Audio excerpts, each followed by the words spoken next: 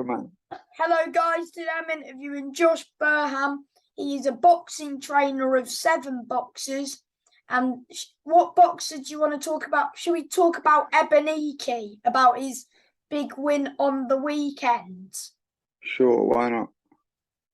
Of course, you weren't in his corner because you were in Baluta's corner, but we'll get on to Baluta a bit later.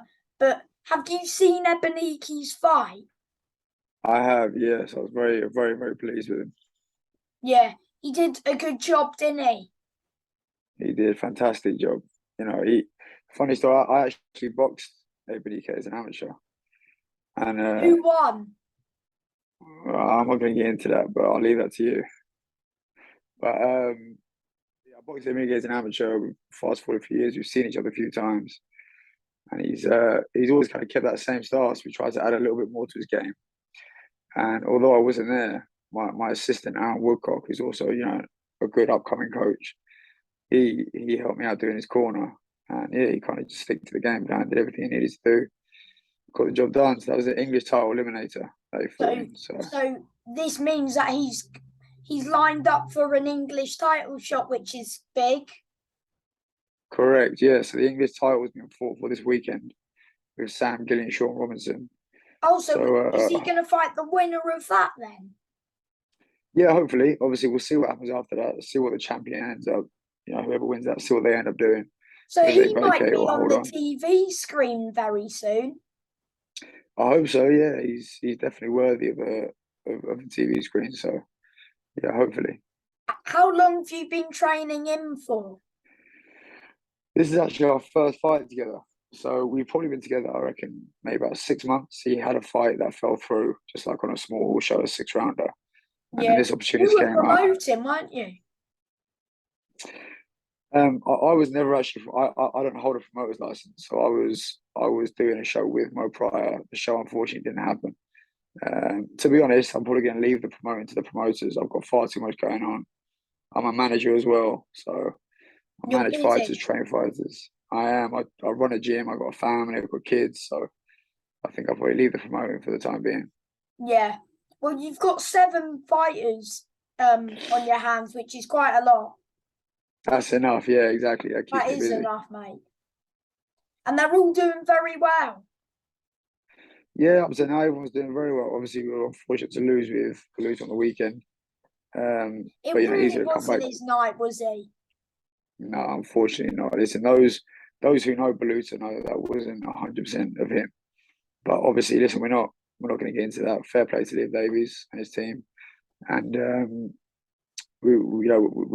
he's managed by Francis Lawrence. We spoke to him already, and hopefully we have another big fight next. Yeah, because beforehand he beat Brad Foster, and in my eyes, he boxed Brad's head off. Really, he did. Yeah, I mean, you got the tactics spot on, mate. He's got a lot more to show than what you've seen. And hopefully in his next fight, whoever that may be, he will show it. Obviously, we're quite lucky to be with Queensbury. I think they've got 6 or 7 super bantamweights with them, so it's quite easy to make another fight. He's still in this title picture, which is good, and he's still doing well. Exactly.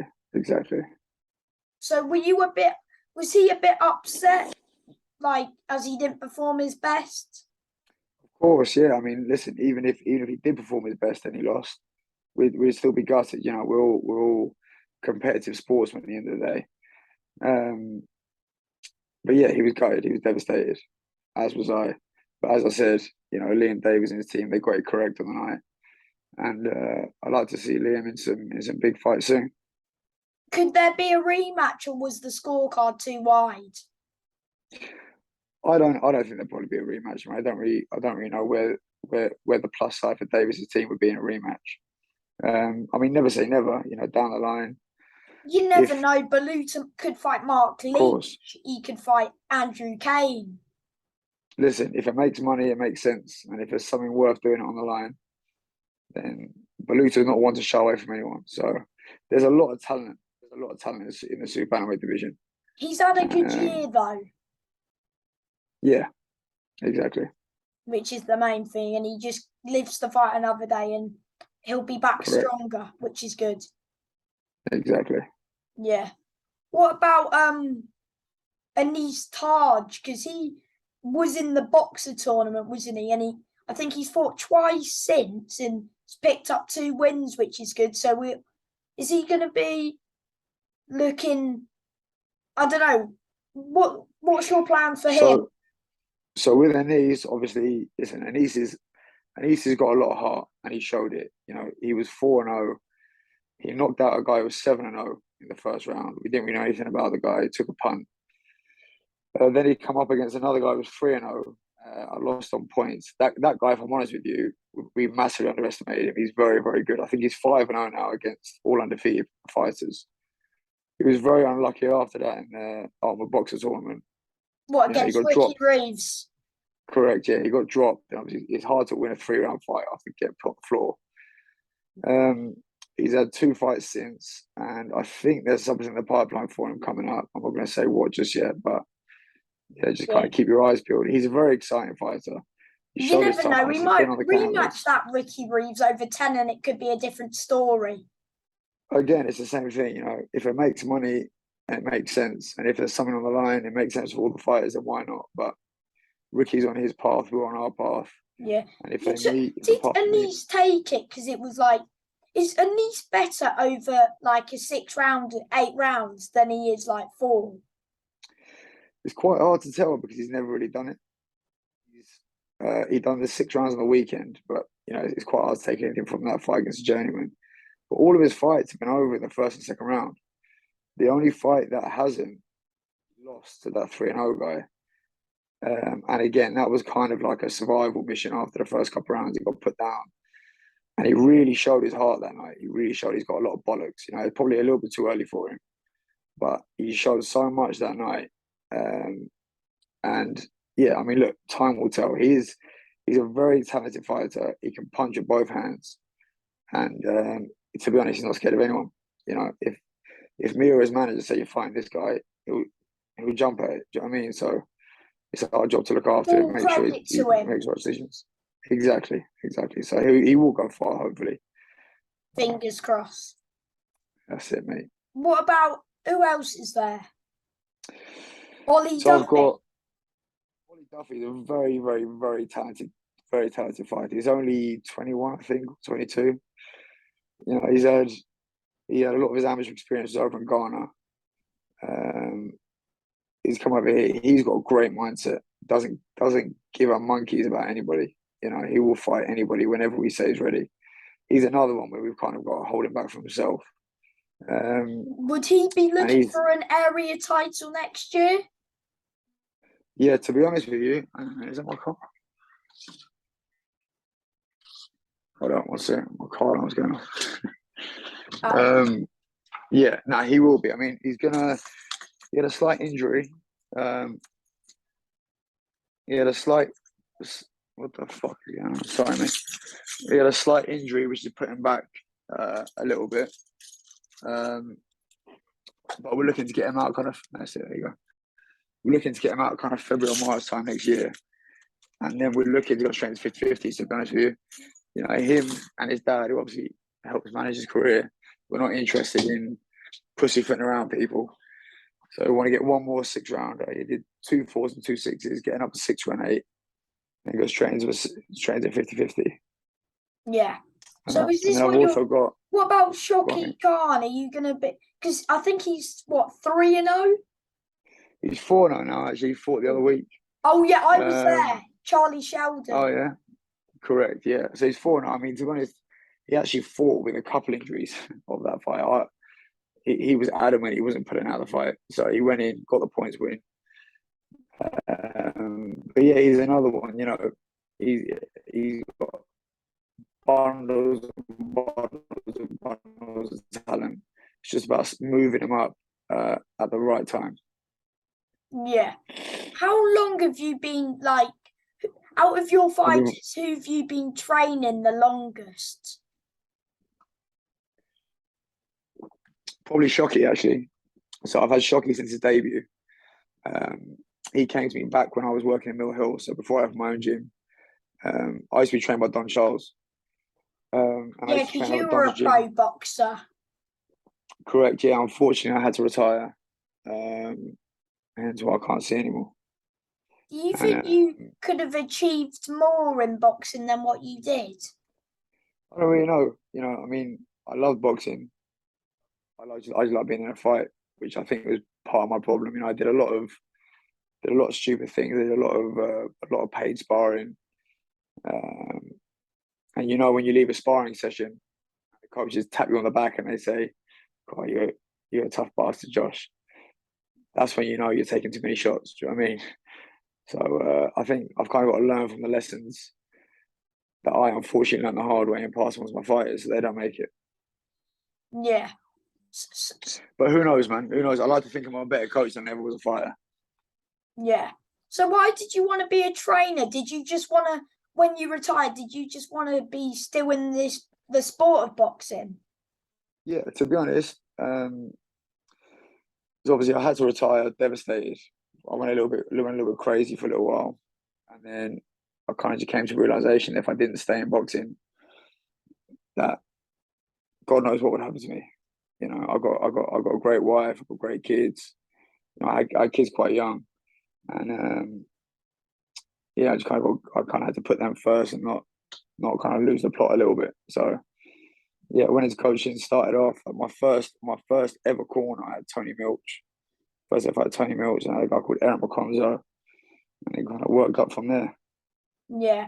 So what's been what fight do you think like Beluta has performed his best in? I mean, he's had some great wins. He beat TJ Dahoney. He was IBF world champ. Then he boxed Dave Oliver. This is before we trained together. Then he boxed Dave Oliver Joyce. He actually trained at my gym for the Joyce fight. When he came to England, he was without his coach at the time, and his friend who I was training at the time just said, "Oh, we give him some pads." And I remember thinking at the time, "God, bloody hell, he's this lunatic." But I remember watching it and thinking he's very good. But you can't really argue. I know it was a loss, but his performance against Conlan, who we all know is a world level fighter, and listen, that was a very close fight. And Beluta is at this like European level. He just needs to, Yeah, absolutely. As I said, just keep the fight on the training. weekend. The fight on the weekend, I'm not taking anything away from Liam Davies. He fought a great fight. They got the game plan correct. But Luga's got a lot more to give than Do you what he think showed. Beluta needed to be more aggressive? I think, no, I don't. I don't think so. I think Baluga needed to be as aggressive as he was, potentially a bit more, if that makes sense. The cut didn't help. Obviously, we've got a bit of a language barrier there. Um, but it's fine when I'm stood in front of him, if that makes sense. When I'm in front of him and we've got a good connection in terms of the body language. But when the cuts went out to get in the ring and fix the cut, kind of meant I couldn't be in front of him. So I ended up actually his friend who was ringside. I got him to come a bit close to the ring. I was shouting at him and he was speaking in Romanian to him. But to be honest, it wasn't ideal. Listen, Blue was the kind of fighter that no matter what happens, he will fight to the end. If it was 25, 30 rounds, he'd keep going. But So yeah, do you listen, think he he's would got a have lot more kept to give than what he going showed on the weekend. if it was like 20 rounds to go? Do you think he would just keep going right until the end? 100%. 100%. There's no quitting him. So would you say that he's like the most dedicated to the sport out of all your fighters? I mean, I kind of require slash demand full dedication from all the boys. So I'd like to think they all give full dedication. But yeah, I haven't really got to pull him up on anything. I haven't got to chase him up if he's gone for a run or make sure his diet is good. He does that. You have other fighters you really have to keep your eye on. Whereas with him, he lives well. I got other fighters we haven't spoken about like Kolokia Jones, Slav Gigic. Very, very talented fighters, very strong fighters. And they're the same. To be honest, actually, all the fighters I've got Slavish right now. getting he was meant to fight Nathan Nizon, is it? Yeah, correct. Why did that fight not happen? Slav had a hand injury at the time, and I actually called Nathan's coach before we called the promoter. Said, "Look, he's got a hand injury," and his Nathan's coach turned around to me and said, "Well, that's all right because Nathan's got a back injury." So it kind of, So they're it both kind of worked quite injured, well. so it was Yeah. So we're going to hopefully put that fight on next year. But Slav's at for a a stage where, title. yeah, potentially a title eliminator. That it was supposed to be an eliminator, Southern Area title. Oh, But Slav, he's not getting any younger. Slav, he's actually got the body of someone who's much younger than him. He didn't start amateur boxing until quite late, but I think he doesn't want to fight anyone journeyman. He wants to go straight into 50-50s. yeah. Can we talk? Didn't you used to? Can we talk about when you used to train Marku? Sure. So, did you when Marku went like turned pro? Were you his coach? Correct. Yeah. Oh, so when? How long ago did you and Marku like split ways? So I trained Marku for his first 5 fights because he holds an Albanian license. We had his debut. We had to have his debut abroad. So we had his first pro fight in Germany, and then we had 4 fights in the UK together. And then we just parted ways amicably. I still speak to him quite a lot. He's still a good friend of mine. Are you happy to see him doing well? Absolutely, man. Yeah, absolutely. I'm pleased to see all the fighters I used to train doing well. It just means that somewhere down the line, once they hopefully make it, I was a small part of it. Yeah, and you should be proud of that because Marku's a 100%. big rising talent. Well, listen, we're not in this game for the money. You can ask any coach that. The money you make is probably less than a sweatshop worker somewhere. So You're doing it you've for the got love to of the take what you can sport. from it. I mean, yeah, listen, a bit of money would be nice. But yeah, exactly. It's our passion, it's our job, and we're all working towards the end goal. But yeah. What about Tom Little? Because he hasn't fought for a while. So Tom's retired officially from pro boxing. He's a very, very, very dear friend of mine, Tom, and he still comes out to the gym. He trains a few private sessions at the gym. And yeah, we've got a lot of time. You get very close to all your fighters. Some fighters in particular, like Tom's He one was of them. in loads of good fights, Tom. He was in some brilliant fights, man, and Never backed blessed down from a challenge. never, and I've been blessed to have met him and blessed to have spent the time training him. Yeah. I'm a bit upset when Jez Smith lost to Hamza Shiraz. To be honest with you, I'm not a sore loser, so I'm not going to get into weird this and that and whatever. But there was a lot going on behind the scenes for that fight. Again, I'm not going to tell you what they were because I don't want to take anything away from Hamza. He's a great fighter, and Also, are you still friends with Jez? Yeah, absolutely. Yeah, he's a good friend of mine. I was groomsman at his wedding. I got a lot of time for the guy. He's a good fighter. He's tough, man. Yeah, again, he's another one. He won't. I'll give you an example. When he fought Aguiarco, it was our first fight together. We were in the changing room, if you want to call it that. It was during COVID times. So it was like behind like a curtain type thing. And I was strapping his ankle up because he had a bad ankle. I was taping his ankle together, and he's there just singing along to a song. He hasn't fought in God knows how long. He's got a bad ankle. He's about to go out and fight one of the hottest prospects in the middleweight division. Didn't give a monkeys. Went out to Spain, getting abuse over in Spain to fight one of Spain's best fighters, Draga. Didn't care. Wasn't phased. But I'd like to see Jez go out. I'd like to see Jez go out and win something before he retires. I think he deserves like an English or an area.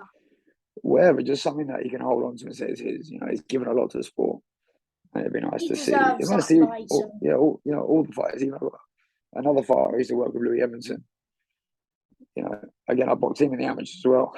Funny enough, I ended up training him, and he's still a very good friend of mine. You people, and now you're good friends with them, and you've trained them. So yeah, listen, it's such a small world, boxing, man.